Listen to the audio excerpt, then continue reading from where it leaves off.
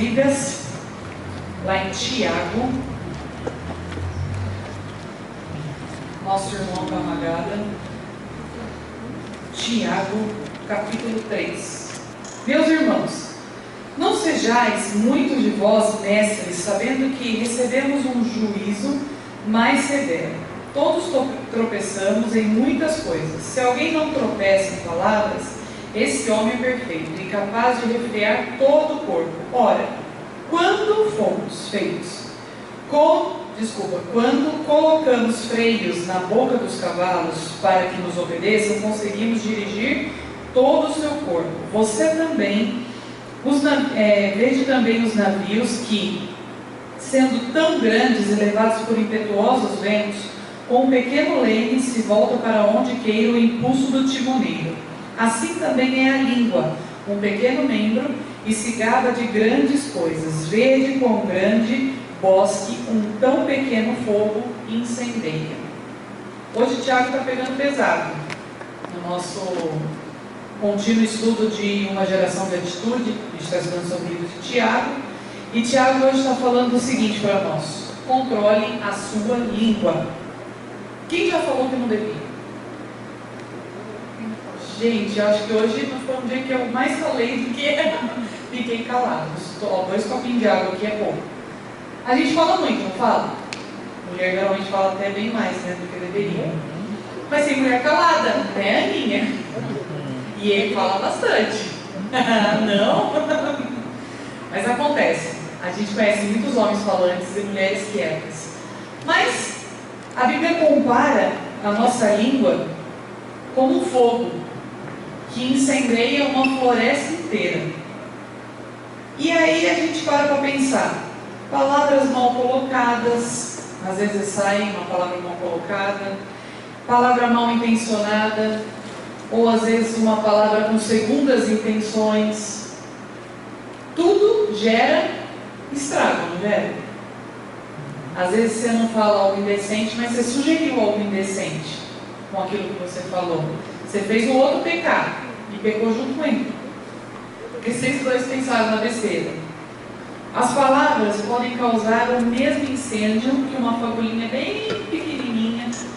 A gente às vezes vê, né, quando tem essas secas que está tendo na estrada, o cara joga uma bituquinha de cigarro, faz um estrago que nem bombeiro consegue correr atrás do prejuízo. Só Jesus mesmo na causa. E alguém já viu um incêndio fora do controle? Eu já vi, é feio, né?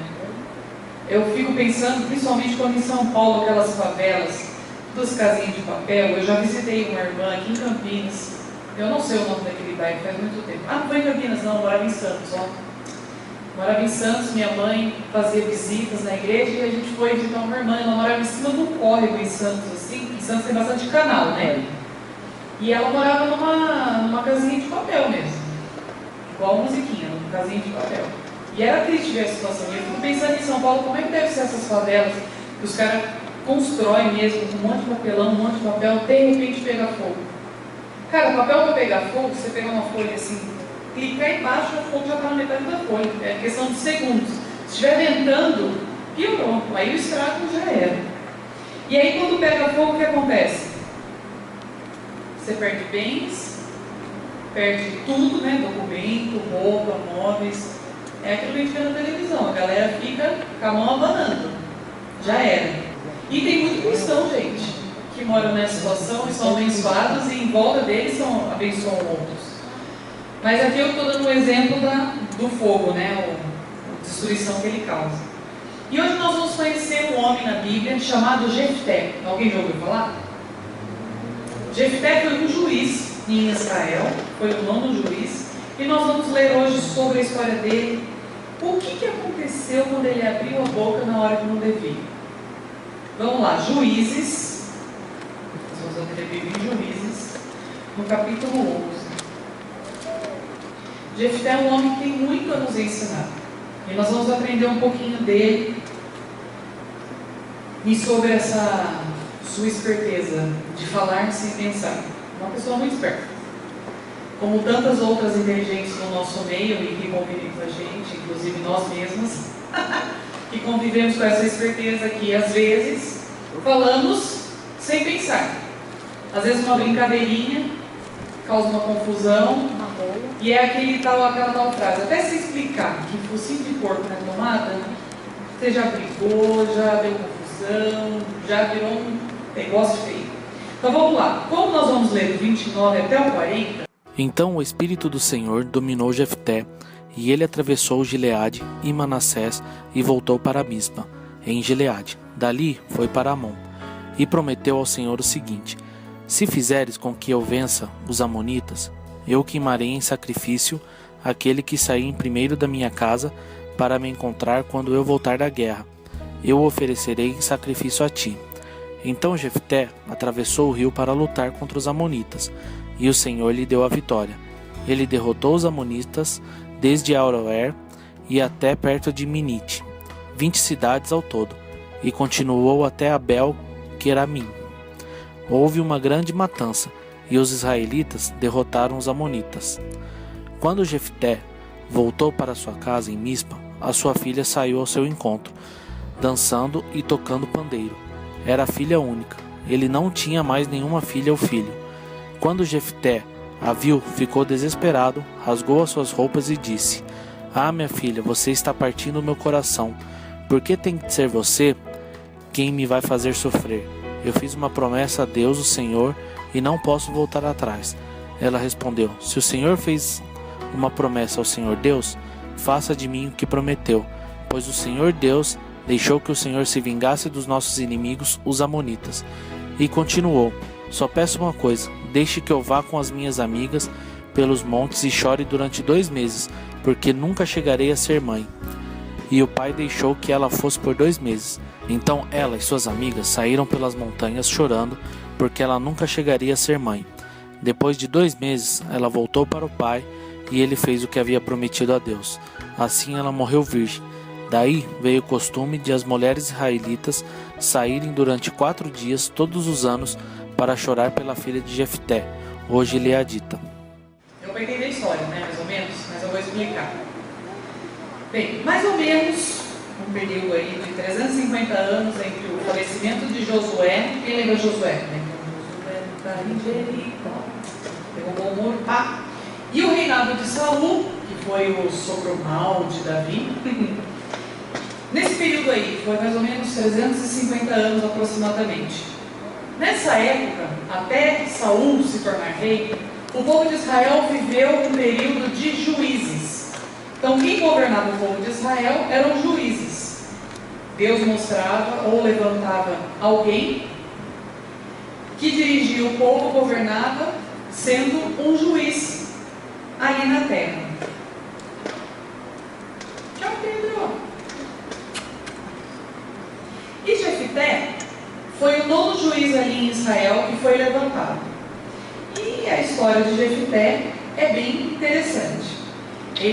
A Bíblia cita ele, no comecinho do capítulo 11, que Jefté era um homem valente e valoroso. Em outras traduções diz que ele era um soldado vitorioso, ou um soldado valente. Então ele era considerado um homem muito valente, com certeza ele devia ser muito forte, ele era um guerreiro mesmo de verdade. E porque ele liderou um período mais crítico de Israel, que foi a época de muitas guerras. Então ele foi considerado um soldado vitorioso, por conta das guerras que ele ganhou. E toda a história dele está no capítulo 11 e no capítulo 12 de Juízes. Bem, a história dele é triste.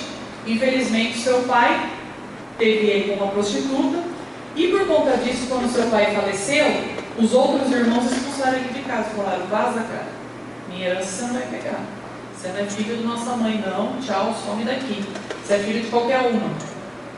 E por causa disso, Jefté teve que ir embora da casa e foi morar em Tobi. Tobi era ali nas redondezas da Síria, bem perto de Israel ali. Israel é pequenininho, né? Perto dos outros ali, eram cidades pequenas. E lá, Jefté começou a andar com pessoas nada legais. Andar com pessoas que não tinham bom testemunho, pessoas que não conheciam a Deus. E com isso, ele se tornou uma pessoa de guerra.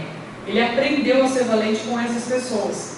Na realidade, toda a habilidade que ele aprendeu foi com esses companheiros aí, fora do povo de Israel, que por onde ele morou por algum tempo lá em Tobi.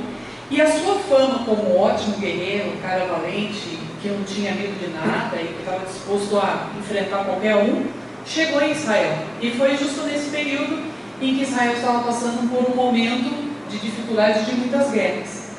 Então, os anciãos de Israel falaram: pô, vou ter que ir lá até lá chamar o cara, ver se ele pode defender a causa de Israel. E o Senhor tocou no coração deles e foram lá e chamaram Jefté de volta a Israel para ser o juiz daquela época, para guerrear, para entrar na guerra e vencer por Israel. Então Jefté foi um homem rejeitado pela família, porém ele foi levado ao posto mais alto do povo de Israel, como juiz. Ele liderou Israel.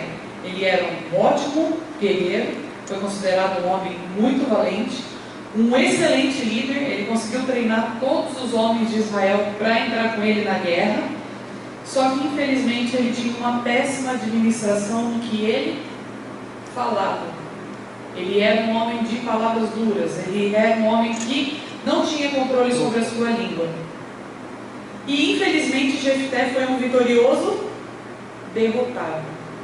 Infelizmente ele ficou conhecido como um cara vitorioso derrotado, porque ele venceu a guerra, como ele falou aqui, dos Amonitas, que a gente lê o texto. Ele venceu os Amonitas, e quando ele venceu, naquele furor de vencer, em vez de ele falar qualquer coisa, de glória a Deus, vencemos, vamos partir para a próxima, sei lá, vamos dormir 10 dias seguidos, sei lá, vamos fazer uma festa, vamos gastar o que tem, falasse o que quisesse. Ele declarou algo que não era do costume de Israel. E isso, a Bíblia e alguns historiadores falam que era por causa desses amigos que ele andava. Israel, Deus, no caso, sempre disse a Israel a abominação e o repúdio que Deus tinha com relação à morte de pessoas. E ele fez o quê? Quando ele ganhou a guerra, que ele falou que a gente leu? A primeira pessoa que sair de encontro à minha casa, quando eu chegar vitorioso, eu vou oferecer como sacrifício. E quem saiu? Sua única filha. Infelizmente, ele não tinha necessidade de oferecer nada a Deus, porque ele já tinha oferecido a sua própria vida em favor de Israel, de lutar ali naquela guerra. E ele falou numa bobeira, numa euforia de alegria, e às vezes acontece isso nas nossas vidas. Pelo menos acontece quando a gente está muito alegre e fala besteira. Eu sou uma tonta feliz. Eu falo muitas coisas de bobeira assim, mas não ao ponto de falar assim: vou matar o primeiro que vai na minha frente. Não falo, não vou matar ninguém, não. Socorro. Mas não acontece? Às vezes a gente fala uma besteira, até mesmo às vezes fala um palavrão de alegria. É pecado? Nossa, você precisava falar um palavrão de alegria? Não precisa falar um palavrão de alegria, você pode falar um glória a Deus, pode falar um sei lá o quê, mas até mesmo na hora da alegria nós temos que ter o cuidado com a nossa língua, com aquilo que a gente fala, com aquilo que a gente declara. Tudo que a gente fala tem muito poder. E Jefté perdeu por sua própria língua, falou sem pensar. No 31, qualquer que saindo da porta da minha casa, ele não falou da porta de lugar nenhum, da minha casa, e vier ao encontro, voltando eu vitorioso dos filhos de Amon, esse será do Senhor, e o oferecerei em holocausto. Essa promessa não era algo comum. Você não vê outro tipo de promessa dessa feita na Bíblia. O cara foi um cara tonto, insensato, falou sem pensar, agiu de uma forma insana, como um louco, literalmente, nesse momento. E Jefté não era um cara que não conhecia assim a Bíblia. Morou longe de Israel, não conhecia as leis de Israel, não tinha o costume lá daquele povo, ou sei lá, muito pelo contrário. Jefté conhecia muito as leis de Israel, e por isso ele foi chamado pelos anciões. Ele tinha conhecimento, era um homem que conhecia os preceitos do Senhor, era um homem que realmente fazia jus àquilo que ele foi chamado para ser. mas infelizmente a sua língua dominou. Foi mais forte do que o grande e valente Jefté. E aí eu separei algumas curiosidades para saber se você conhece a sua língua. E essa é interessante, ó. Aproximadamente, me digam, quantos centímetros tem a sua língua? Médio, vai agora. 7. Não. Quem dá mais? 24. Não. 8 centímetros. Não. Ninguém vai chutar? 10. Bingo!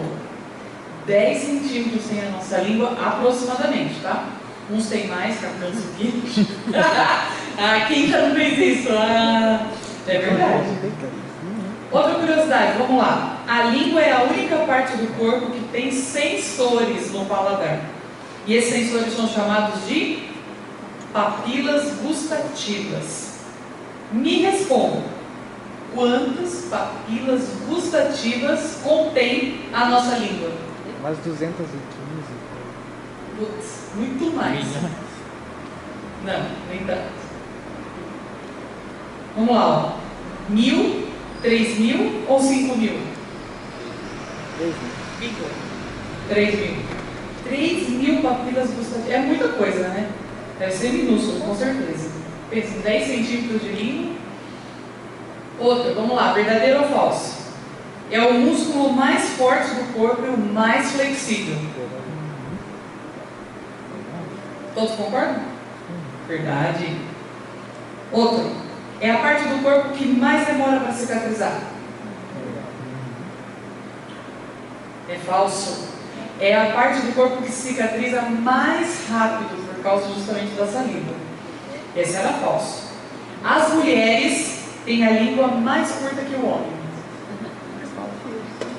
É verdadeiro. Nós falamos mais, exercitamos o nosso músculo. Outra, assim como as impressões digitais, a língua é única para cada pessoa. É verdadeiro. Você tem uma língua única. Uhul! Tá vendo, Dani? Você tem uma língua única. Que coisa tosca, deixa pra lá.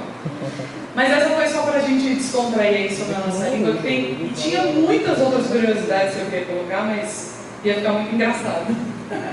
Mas é interessante. Vocês já viram aquela língua que é toda apertadinha? Chama geográfica. Sabe a Karina? A Karina tem essa língua apertadinha assim. É muito engraçado. Não vai chegar nela, Karina. Vai ficar estranho. Mas se um dia eu falo pra ela no churrasco, eu vou buscar pra vocês.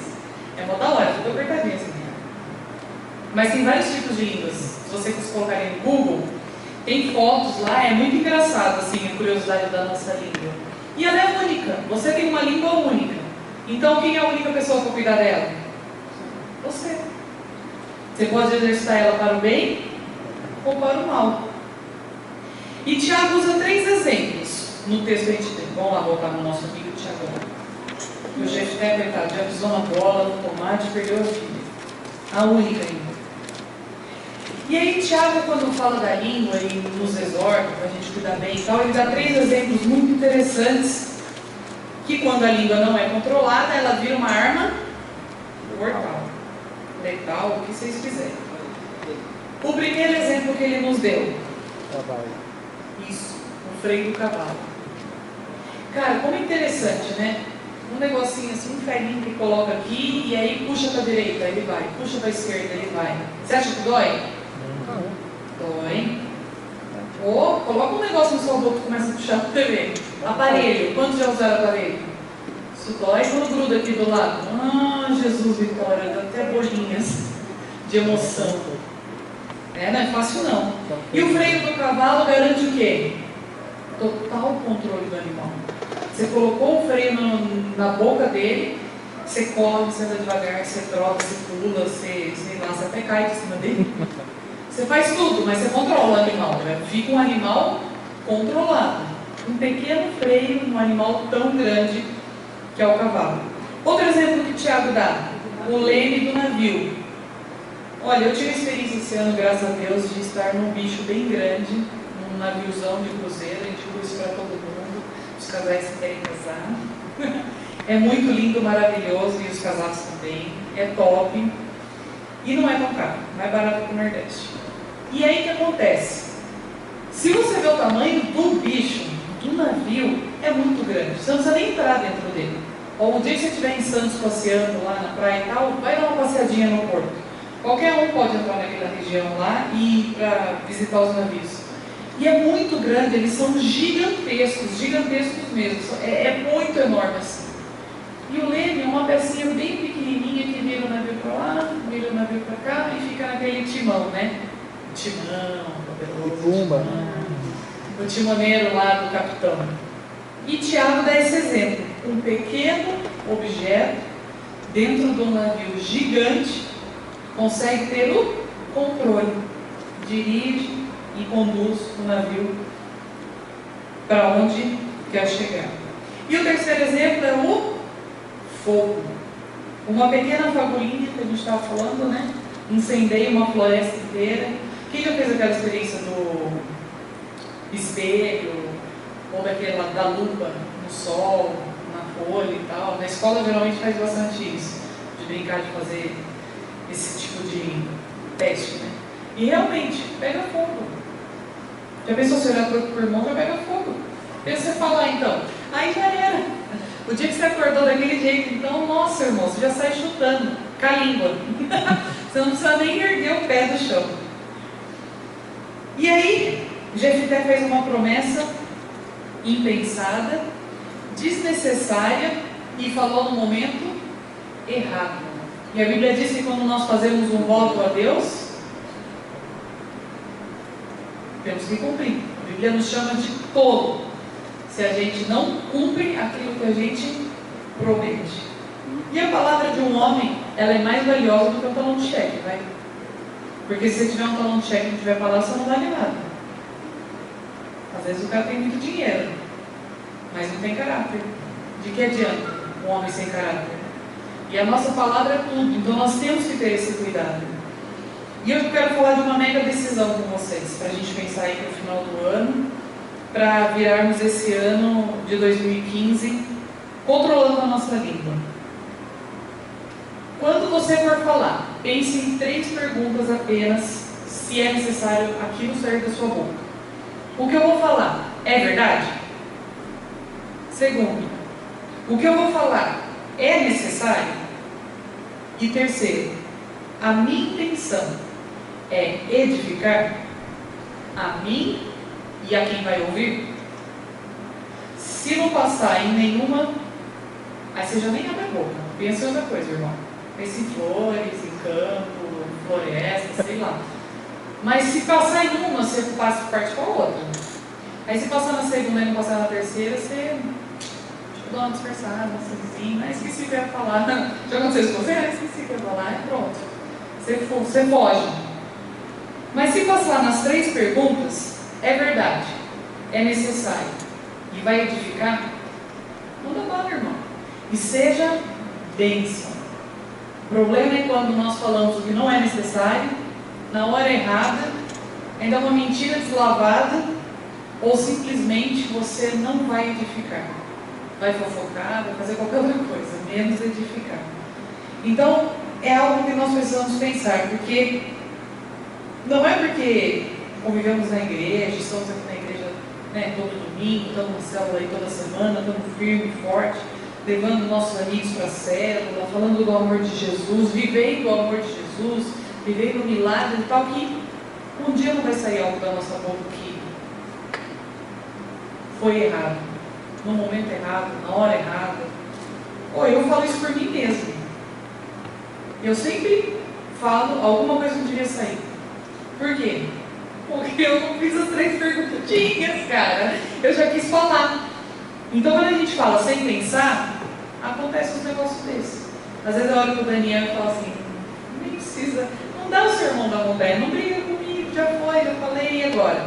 Agora vamos remendar, né, o furo que foi feito. E o remendo sempre sai pior do que o resto, né? O negócio é feio. Mas aí depois que você falou, você tem que ser, da mesma forma que você falou em pé, você remenda em pé.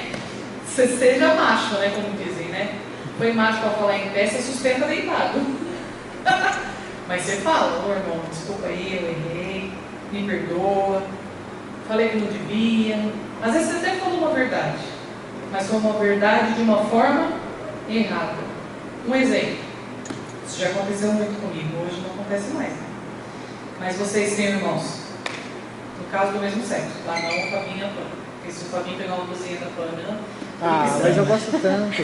mas a sua irmã, o seu irmão, foi lá, pegou um short seu, uma camisa sua e tal, estragou. Aí, se você vai lá e pergunta pra ele de uma forma bem assim, carinhosa, seu desgraçado! Mas você pegou a minha blusa! Tá errado essa forma de falar, certo? Você não teve o domínio, você falou na hora da raiva. É a mesma coisa com os pais. Pais, quando falam na hora da raiva, você mata a pessoa só no que você fala, não é? É verdade. Você quer matar a criança, o filho, o vizinho, o primo, sei lá quem, o sobrinho, só por tudo que você falou. Você não precisa nem encostar a mão na pessoa. Você já espancou ela de cima e embaixo com palavras. É isso. Às vezes as situações não precisam ser assim caóticas para a gente causar um incêndio. Basta a gente falar algo de uma maneira errada, torta, não muito agradável, que você já perdeu o controle da sua língua. Você já perdeu a oportunidade de ficar quieto. Eu perco essa oportunidade sempre, impressionante.